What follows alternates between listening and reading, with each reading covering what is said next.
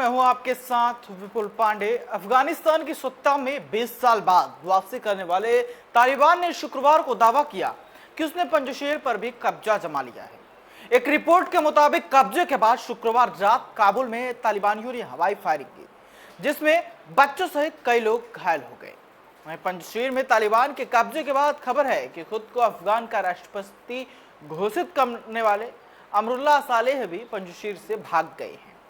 हालांकि इसी बीच अफगानिस्तान के उपराष्ट्रपति और पंजशीर से तालिबान को चुनौती दे रहे अमरुल्लाह सालेह खुद एक वीडियो के जरिए सामने आए और उन्होंने कहा कि वह देश छोड़कर भागे नहीं हैं। उन्होंने कहा कि वह पंजशीर घाटी में ही हैं और रेसिस्टेंस फोर्स के कमांडरों और राजनीतिक हस्तियों के साथ हैं। अमरुल्लाह सालेह ने तालिबान के कब्जे की बात को सिरे से खारिज कर दिया। कहा कि पंजशीर घाटी पर पिछले 4 से 5 दिनों से तालिबान और अन्य बलों द्वारा हमला किया जा रहा है, लेकिन विद्रोहियों द्वारा किसी भी क्षेत्र पर कब्जा नहीं किया गया है। साले ने कहा कि कुछ मीडिया रिपोर्ट से यह बात फैल रही है कि मैं अपने देश से भाग गया हूं। यह बिल्कुल निराधार है और ये मेरी आवाज है। मैं आपको पंजशीर घाटी से अपने बेस से कॉल कर रहा हूं। मैं अपने कमांडरों और अपने राजनीतिक नेताओं के साथ हूं।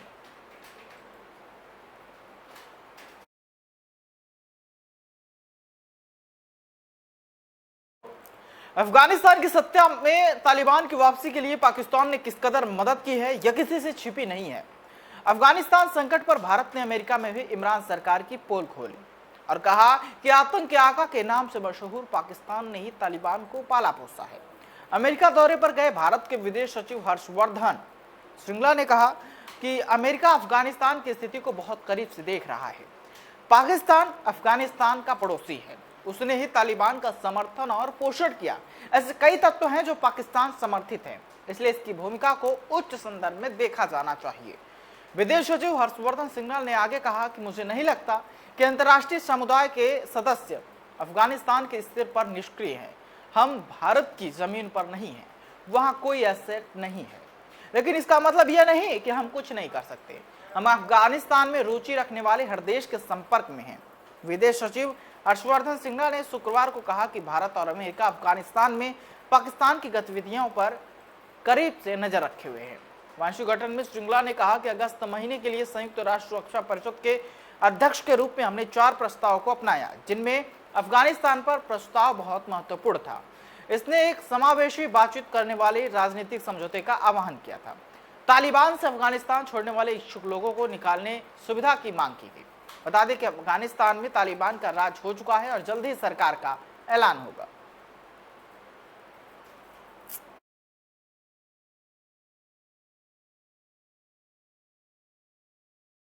अफगानिस्तान में कब्जा करने वाले तालिबान के लिए पंजशीर जीत लेना इतना आसान नहीं होगा। पंजशीर घाटी को तालिबान द्वारा कब्जा किए जाने के खतरों के बीच अहमद मसूद ने हुंकार भरी है और कहा है कि जिस दिन तालिबान पंजशीर को जीत लेगा, उस दिन घाटी में मेरा आखिरी दिन होगा। पंजशीर में तालिबानी कब्जे को मीडिया रिपोर्ट को नॉर्दर्न अलायंस के मुखिया अहमद मसूद ने सिरे से खारिज किया और कहा कि यह पाकिस्तान और वहां के मीडिया की साजिश है। रेसिस्टेंस फोर्स ने मुखिया ने कहा कि तालिबान से उसकी जंग जारी रहेगी। पंजशीर से रेसिस्टेंस फोर्स की कमान संभाल रहे हैं और तालिबान को चुनौती देने वाले अहमद मसूद ने एक ट्वीट में कहा कि तालिबान के पंजशीर पर कब्जा करने की खबरें फर्जी हैं। उन्होंने कहा कि पंजशीर को जीतने की खबरें पाकिस्तानी मीडिया में घूम रही हैं, ये एक झूठ है। इसे जीतना पंजशीर में मेरा आखिरी दिन होगा इंशाअल्लाह। बता दें कि नॉर्दर्न अलायंस ने एक ट्वीट के मुताबिक पंजशीर में गुरुवार रात की लड़ाई में 450 तालिबान मारे गए और 230 ने आत्मसमर्पण किया। वहीं बदंशा प्रांत के 170 तालिबानी रेसिस्टेंस फोर्स में शामिल हुए। इससे पहले खुद को अफगानिस्तान का कार्यवाहक राष्ट्रपति घोषित करने वाले एवं पंजशीर घाटी में प्रतिरोध वालों में शामिल हो चुके हैं।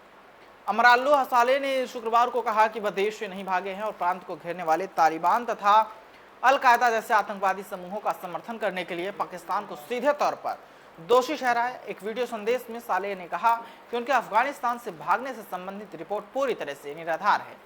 सालेह ने कहा कि मैं पंजशीर में हूँ, इस स्थिति बहुत कठिन है। सालेह ने कहा कि हम पर तालिबान, उनके अलकायदा सहयोगियों, क्षेत्र और उसके बाहर के अन्य आतंकवादी समूहों द्वारा आक्रमण किया गया था, जैसा कि हमेशा की तरह ये पाकिस्तानियों द्वारा समर्थित है। उन्होंने कहा कि हमने मैदान पर कब्जा कर लिया है, हमने विरोध किया, प्रतिरोध आत्मसमर्पण करने वाला नहीं है। आतंकवाद के आगे झुकने वाला नहीं है और यह जारी करने वाला भी है। उन्होंने कहा कि मैं कठिनाइयों के लिए हूं, लेकिन मैं भागा नहीं हूं और न ही फरार हूं।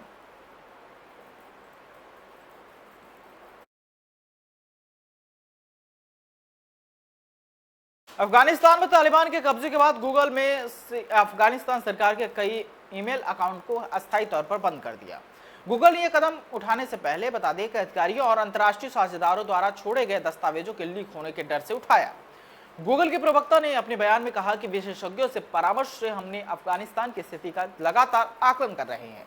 हम जरूरी अकाउंट्स को सुरक्षित रखने के लिए अस्थायी कार्रवाई कर रहे हैं। मामले से परिचित व्यक्ति ने बताया कि अकाउंट्स को पूरी तरह से बंद कर दिया गया था, क्योंकि जानकारी का इस्तेमाल उन पूर्व सरकारी अधिकारियों को ट्रैक करने के लिए किया जा सकता है जिनसे समूह को नुकसान होगा।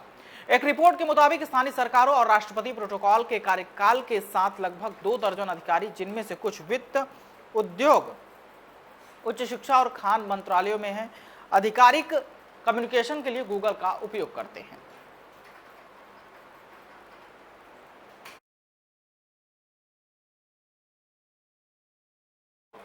जापान की राजधानी टोक्यो में खेले जा रहे पैरालंपिक खेलों में आज का दिन भारत के लिए बेहद खास रहा। यहां भारत के मनीष नरवाल और सिंहराज ने शूटिंग के P4 mixed 50 metre pistol SH1 में क्रमशः गोल्ड और सिल्वर मेडल पर निशाना साधा। इन दोनों खिलाड़ियों के अलावा बैडमिंटन में प्रमोद भगत और सुहास यथिराज ने फाइनल में जगह बनाकर इतिहास रच दिया।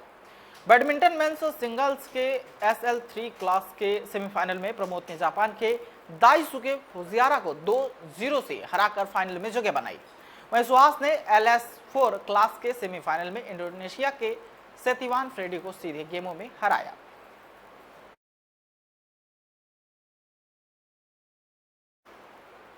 इस वक्त की खबरों में फिलहाल इतना ही। दीजिए इजाजत, नमस्कार।